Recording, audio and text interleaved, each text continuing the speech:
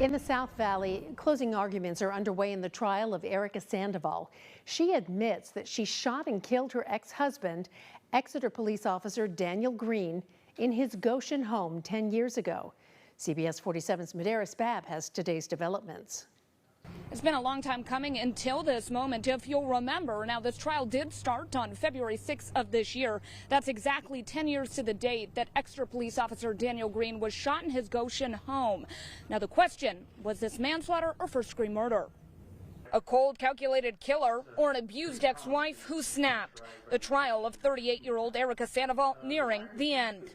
Daniel Green walked into his home on February 6, 2015, having no idea what was going to happen to him. Prosecutor David Alavezos making his final plea to the 12 jurors that Sandoval was riddled with jealousy over Green's new girlfriend, breaking into his Goshen home with the intent to kill him. The key pieces of evidence for the prosecution: an Instagram picture of Green and his new girlfriend, Brenda Vella.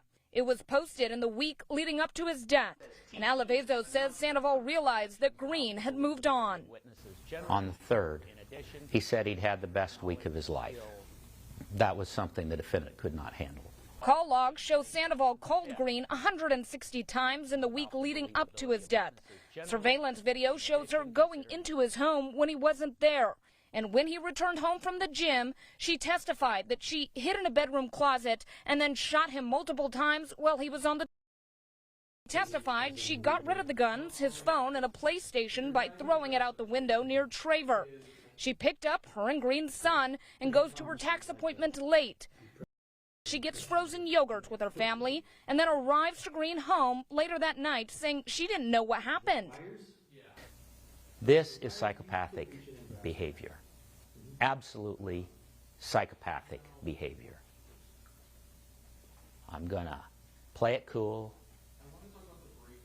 The family saw nothing different in her behavior.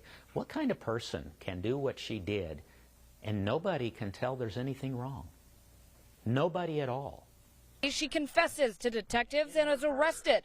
A sticky note in her purse had Brenda's name written on it.